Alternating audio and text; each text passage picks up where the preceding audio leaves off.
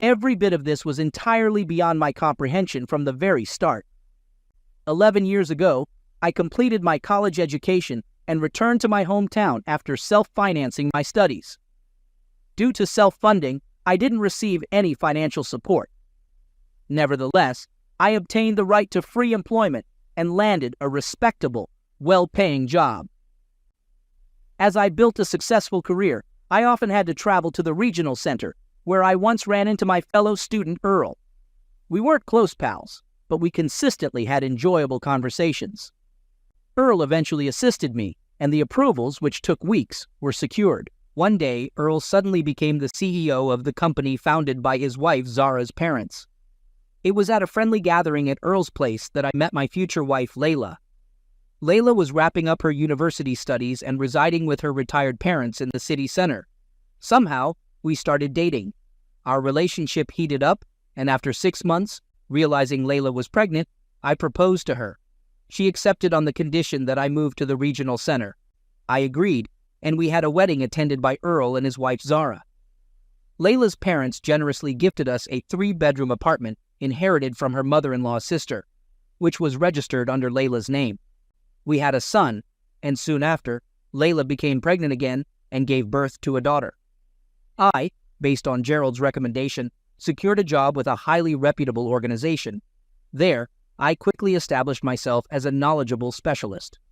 Unsurprisingly, the company led by Earl was given priority in selecting contractors for construction projects, especially when I represented the client. Work was thriving, and earnings were outstanding. 10 years passed, and our son was about to start 4th grade, while our daughter was entering the 2nd grade. 2 weeks ago, I sat in a hotel's conference room. The negotiations were intense and dragging on, so they called for a break. I went out with one of the representatives from the Capitol to the conference room's balcony and took a seat at a table. The representative, observing the hotel visitors in the lobby, remarked about how many years had passed, and how Earl was still in love with his wife and happily married, even though old habits die hard. Earl, who was over at the reception desk checking out, was with his girlfriend by the kiosk. I noticed Earl at the front desk with his wife Layla at the kiosk. Earl finished checking out, and they both walked to the elevator. At first, my immediate impulse was to locate them and confront Earl physically. However, I realized that such an action would lead to failed negotiations, a public brawl, and a possible divorce. I pondered the sound I heard in my ears. It had been years. I turned to the person I was conversing with. I inquired about how long the person had known him, and they responded that they had known him for a long time. They mentioned being a local resident and living in the area for years. Earl had met his current wife, Zara, after college. According to the person, Zara came from a well-off family, with her father being an entrepreneur who had founded several businesses with his wife.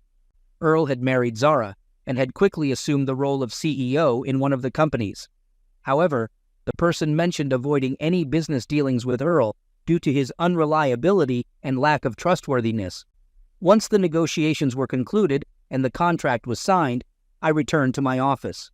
I sat at my desk and began contemplating my next steps. It was evident that I needed to part ways with my wife. However, I also needed to ensure my role as a father to our children. I had to secure a place to live. After our divorce, the apartment we resided in was gifted to us by Layla's parents, with the property deed in her name. So the best course of action was to return to my parents' house, which, God willing, had 2 floors, with the 2nd floor unused. Layla had never visited my hometown, expressing reservations about what she would do there. The departure was a decision I had to arrange, ensuring I didn't break my promise to take the children to the seaside this year and avoiding deceiving them. With a plan in mind, I began to put it into action. I was well aware of Earl and his wife's routines. I knew that Zara typically went to a cafe located away from their workplaces for lunch, believing that the food there was superior. She had invited me and Layla to dine there multiple times. Now I understood why Layla never visited that cafe and why Earl never frequented it either. The following day, I entered the cafe and spotted Zara. I sat down at her table. She greeted me, and I inquired if she was trying out the local cuisine. She replied that she didn't just decide to try the local food, and I asked about Earl. She confirmed that it was indeed about Earl and Layla. I shared that I had suspected him for a long time, but I couldn't prove it, as he was always home on time. Zara inquired about where I had caught them, and I explained that it was at a hotel downtown, where he had a friend working as a director. Zara asked how long they had been dating, and I informed her that they started dating before I met Layla. She expressed her dismay, mentioning how Earl had introduced Layla to her as a friend of mine. I mentioned that I took a DNA test to be sure about the kids, and Zara shared that Earl was unable to have children due to treatment that had not produced any results. She expressed her desire to have kids. We discussed our plans, and I mentioned that I intended to divorce Layla and change my last name. Zara planned to divorce Earl but wanted concrete evidence. We discussed the idea of setting up webcams to catch them in the act, and I agreed to keep in touch about the plan. I explained that I needed to return home since Layla owned the apartment, and Zara offered to talk to her father about helping me find a place to live. We agreed to set a date for further discussion. In the following days, I prepared for my upcoming separation from my wife. I informed the school about our plans to move and transfer the kids to a new school in a different city. I had to obtain confirmation of the kids' enrollment in the new school during working hours, and the necessary documents were provided. Zara called and asked for passports to obtain visas for a trip to Italy, the city of Pizarro. The visas were quickly obtained. Soon, she told me that she had spoken to her father about Jason and his job at the new branch. Her father conducted a background check and approved it, asking her to come in for an interview. After the conversation with Zara's father, where they arranged his position and salary, I spoke to my boss about the situation. My boss, who had been divorced twice before, asked how he could help. I explained that I needed a quiet vacation and to be let go from my job. I inquired if there was a way to work it out. My boss considered it and eventually agreed. The preparations for the separation were finalized. I told Layla about my upcoming business trip, which would only last 3 or 4 days. On the same day, Layla informed her husband, Earl, about my departure, and he was happy about it. He mentioned that his wife was spending 2 weeks at a sanatorium. She asked about my plans for the kids, and I explained that I would take them to my parents' place, since it was vacation time and they couldn't stay at home. Layla expressed her frustration about having a baby, mentioning that she couldn't have children and suggesting I hire a nanny or rely on my husband. We discussed our plan for the next day, with Layla mentioning that Vovka would be leaving in the morning. I packed my travel bag, said goodbye to Layla, and headed to the train station, though I actually just took a shuttle bus 1 stop away. My hired car for long-distance moving was waiting there, and we drove to my house, where I saw Layla taking the children and getting into a cab with them, heading to her parents' house. Half an hour later, Layla arrived at her mother's house, telling her she had brought the grandchildren and asked when they could go to the sea. She promised to call every night and then got into a waiting cab to go to work. Meanwhile, I packed up the house, putting everything in the cardboard boxes. The boxes were immediately loaded into the car, and within an hour and a half, everything was packed and ready. Only a large suitcase and 2 bags were packed separately. After packing the car, I called my father and told him that the movers were on their way to his place, and I would join them in a month. Layla, on the other hand, informed the CEO that I had left and the kids were with her grandparents, so she was free until Monday. The CEO agreed to let her leave an hour early. After working most of the day, Layla signed out early, claiming to attend a meeting with a customer. She left the office, and shortly after, Earl left as well, driving away. Zara, who had placed a tracker and microphone in the car, noticed that it had started moving around the city and saw the car turn into an alley and stop. The door closed, and there was an immediate sound. Layla mentioned that we needed to go to the store, and Earl replied that we had everything at home. Around the same time, I stopped by my in-laws' house and informed them that I was picking up the kids. As Layla had told them, the kids would stay with them for 3 or 4 days. They decided to celebrate their 10th wedding anniversary and had a surprise planned for Layla. 10 minutes later, I and the kids headed to the airport, with our flight scheduled for 2 hours later. Layla entered Earl's kitchen, checked the refrigerator, and set a complete table. She asked Earl to open a bottle of champagne and suggested having some cognac later. Earl questioned what they were toasting to, and Layla mentioned that it was their 10th anniversary. even though I had pointed out that it was partly due to her affair with a client's lawyer, Lila. They sat down for dinner, and afterward, they went upstairs to the bedroom. Lila cleared the dishes and put them in the sink, and then they enjoyed some fruit and cognac on the coffee table before heading into the shower. After they came out, Lila suggested she would call her parents and be all his in the meantime. Earl agreed, and she made the call. Layla, in the meantime, quickly stood up, dialed my number, and told me she wanted to congratulate me on our 10th wedding anniversary. I was puzzled and questioned why she was saying that. Layla then mentioned that she was in Earl's bedroom, not fully dressed, and he was looking at her while she spoke to me. Hurt by her words, I offered to come over and talk, believing she would understand, and I asked her not to go away. Layla burst into tears, and Earl looked confused. The bedroom door suddenly opened, and Zara's parents entered, with Zara following behind them. Layla quickly started dressing, and Zara's father asked Earl what was happening. Earl replied that they were just having a good time. Zara's mother commented on Earl's without-clotheness, and Zara firmly decided to cut him out of her life. Zara's father advised Earl to write a resignation letter, and if he messed up again, he would be fired. Layla thanked them and left. Back at her apartment, Layla realized no one was home and tried calling me but had no signal. I had nearly finished observing what was happening in the bedroom, turned off my tablet, and called Zara. She informed me that they were on their way to the landing with the kids, and she hoped to hear from me when they returned. We soon boarded the plane and headed to a different city. Our flights were well coordinated, and we eventually landed in Italy. A company representative helped us get to the hotel on the first coastline. After checking in, the kids were eager to go to the sea, visible from their window. They encountered a woman and her 7-year-old daughter who had been on the same flight. The woman had experienced motion sickness, but her daughter was eager to get to the sea. I suggested looking after her daughter so the woman could rest. Regina, the woman, introduced herself, and we made our way to the sea, following wooden ladders almost to the water's edge. There, small fish swam in the shallow water, and I even managed to catch a small crab. Afterward, we went swimming, and Regina decided to join us. Meanwhile, Earl was dealing with the issue of finding a place to live.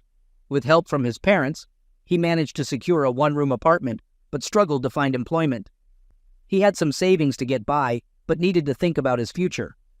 Earl began searching for jobs in various offices, but faced challenges, as most executive positions were already filled, and he didn't want a lower-level job. Eventually, he couldn't even secure a position as an ordinary engineer. Layla spent 2 days searching for me and the children around the city, but couldn't locate us.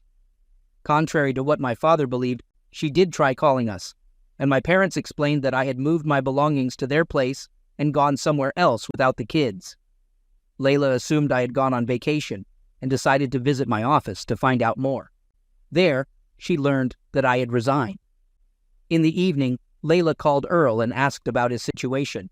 Earl explained the meager conditions of his one-bedroom apartment and the job struggles he was facing. Layla discussed her own work situation and the establishment of a branch office, but Earl had no information about my plans.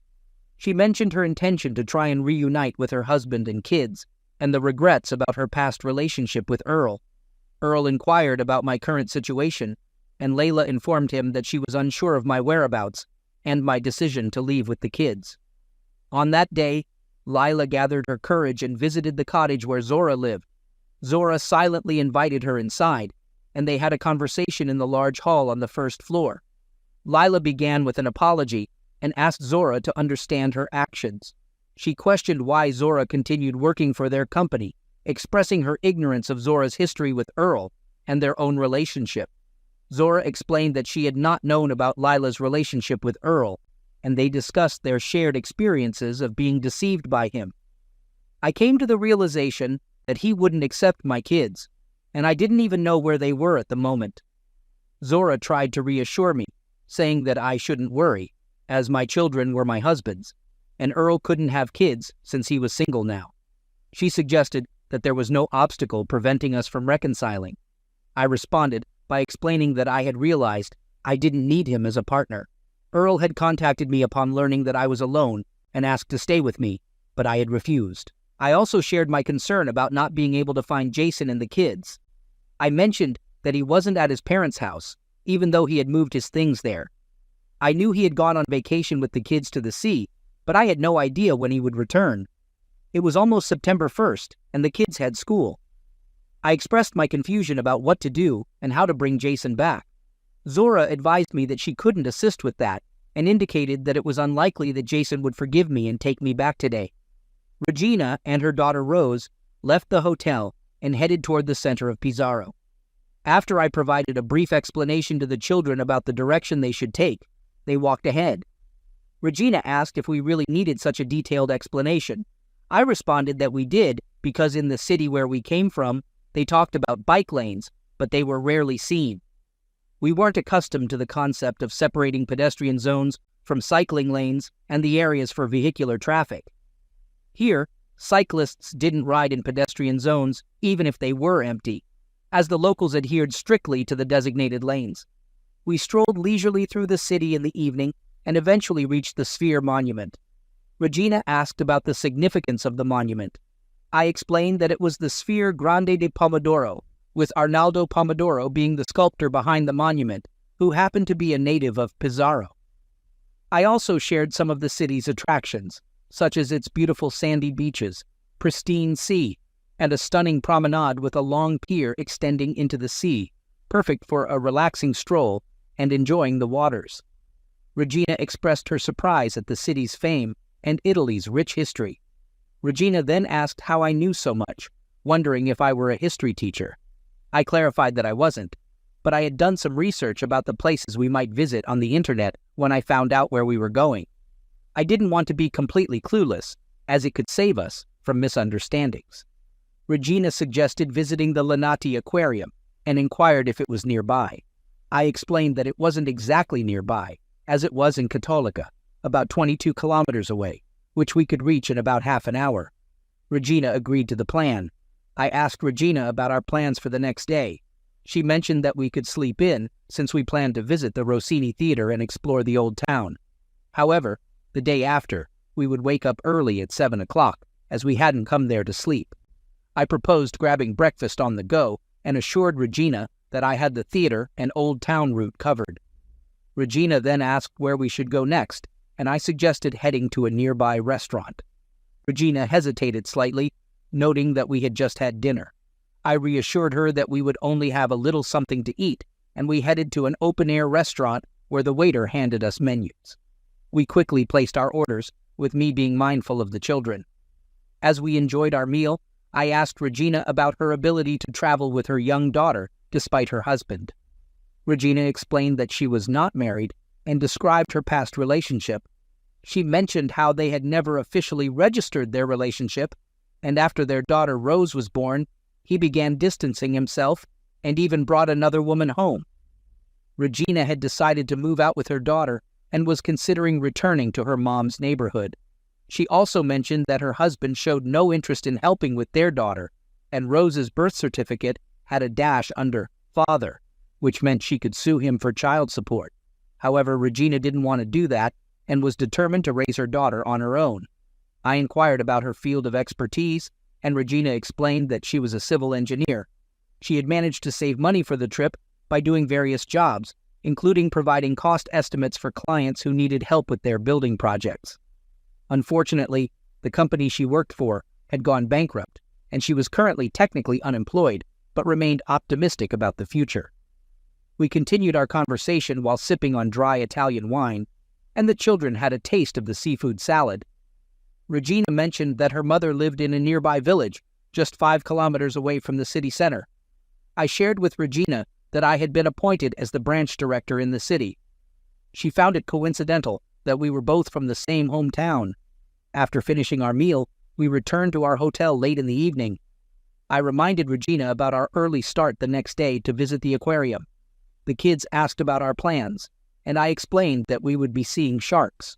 The following day, we arrived at the Acquario de Cattolica, a popular oceanarium in Cattolica. We spent a significant amount of time observing the marine life in various pools and aquariums. Our visit even included an aquarium where visitors could touch the creatures, which brought joy to the children. After our visit, we decided to look for a place to eat outside the aquarium to avoid the higher prices. While searching for a restaurant, we spotted a bus heading back to Pizarro, so we decided to return for lunch. In around 40 minutes, we found ourselves at a familiar seaside cafe, enjoying classic Italian dishes like pasta with chicken parmesan. After our meal, we decided to hit the beach, despite the scorching sun and the city's siesta time, which made things a bit inconvenient for tourists. We returned to the hotel, grabbed our towels, and met at the reception before making our way to the beach. The children eagerly stripped down and splashed into the water, with Regina and me following suit after gathering our belongings. We spent some time in the water, watching the children excitedly chase small crabs in the shallow waves. Regina took the opportunity to ask me if that was why I was on vacation without my wife. I confided in her, explaining that I had discovered my wife was having an affair with her ex-boyfriend, who had married her for her position and money, even putting her to work with him. Regina inquired about my plans, and I revealed that I had taken what I could and moved back to my parents' house. I had decided to go on vacation with the kids, and reconciliation was not in the cards. She asked about the kids, and I explained that they would stay with me. I mentioned that in a divorce, the court typically favored the mother, so I had considered waiting until the children were 14, at which point they could decide which parent to live with. Divorce wasn't in the immediate plan, but I wouldn't be living with my wife. Regina inquired if I could handle 2 kids on my own, and I replied that I was managing. I shared a story about a guy I knew whose wife had left him with 2 girls, and when she returned 8 years later, the girls refused to let her in. They had already divorced by then. Regina asked what if my wife initiated the divorce, and I mentioned that my son Martin's opinion could be considered in court, but it wasn't the sole determining factor. She asked about my plan, and I explained that I would keep the kids hidden if needed, despite potential legal consequences. Regina questioned if the kids wanted to spend time with their mother, and I replied that it wasn't likely in the near future. Regina then asked if I would accept her offer to work at her branch, and I agreed, saying I'd like to, but needed to find a place to live, as it was challenging to find a job in my neighborhood, and I didn't want to lose my professional qualifications. Regina assured me that she would assist in finding accommodation and enrolling Rose in school. Their vacation eventually ended, and they returned home. Upon our return, I took the kids shopping for school supplies. In the afternoon, I called Samuel to discuss the branch's need for engineering and technical workers and mentioned Lila's new position. As for Earl, he had disappeared without a trace, and no one knew his whereabouts. On Sunday, I went to pick up Regina and Mary, arranging for them to stay on the second floor of my parents' house. The kids were excited to have Mary living with them, and they would all be attending school together. Regina prepared for her first day of work on Monday, while I had my responsibilities to attend to. The children still had 3 more days of vacation and stayed with my parents. Meanwhile, Lila remained completely unaware of my and the children's whereabouts. She went to work and made efforts to locate me, as she believed it was close to September 1st. She decided to visit the school, only to find out that I had transferred the children to a school in the neighborhood near my parents' home. She planned to visit them on the first Friday of September. Back at the office, there was much speculation about Earl's sudden departure and Layla's relocation. Many employees were curious about the reasons behind the leadership changes. Eventually, news of the branch's opening reached the office, and Lila also received this information. On the first Friday of September, Layla took a day off at her own expense and headed to the district center. She arrived early in the morning, armed with my parents' address, and located their house on the street.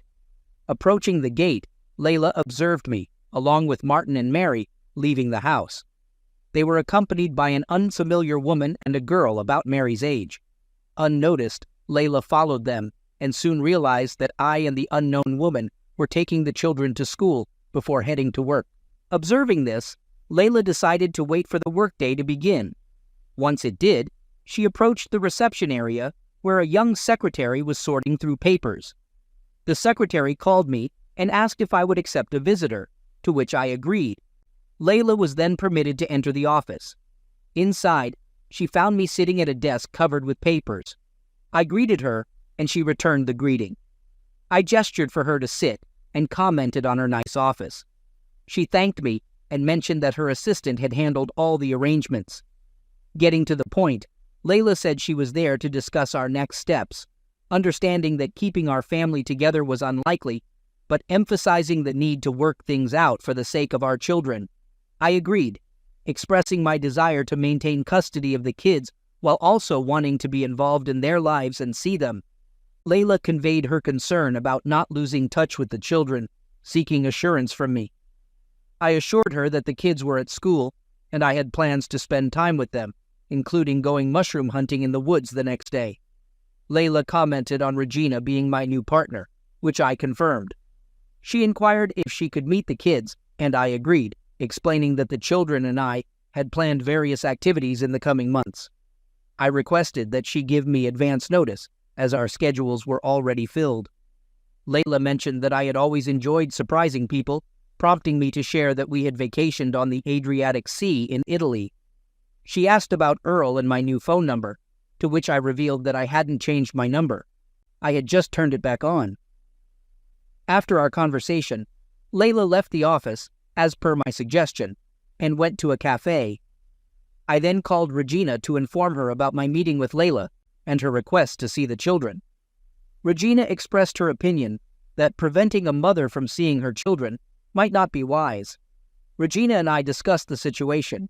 I explained that I didn't expect Layla to show up and was uncertain about making a decision on my own.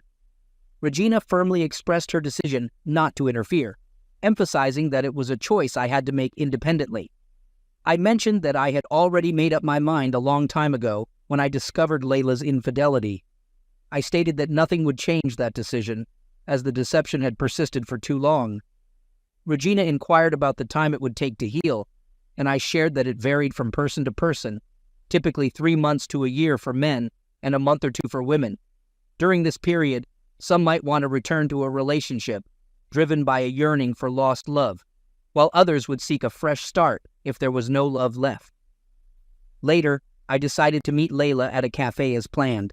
I arrived early and found Layla in a conversation with Regina, who appeared tearful. Layla assured me that I wasn't interrupting, and they had discussed arrangements for picking up the kids from school, feeding them, and taking them to the park. I asked what had transpired during their conversation. Layla explained that they talked about how Layla and I had met, and how her daughter had liked me. Regina had described me as reliable and safe, and had convinced Layla not to confront me about the children. I asked Layla if she agreed with Regina's perspective, and she nodded in agreement, acknowledging that she had grown distant from her children over the years. She expressed her remorse and explained that she had been influenced by Earl, leaving most of the childcare responsibilities to me. Layla realized she couldn't handle the kids without my help, but she understood that I wouldn't forgive her for her deceit. She also mentioned that Regina seemed to understand her better than she understood herself, and that Mary was getting along well with Regina's daughter. I asked if they were planning to eat, and Layla informed me that they were heading to the park to wait for the kids. She assured me that the children would find them there, as they often walked to the park and fed the swans. We left the cafe and went to the park, where I directed them to a bench by the water, explaining that we often walked there and fed the swans.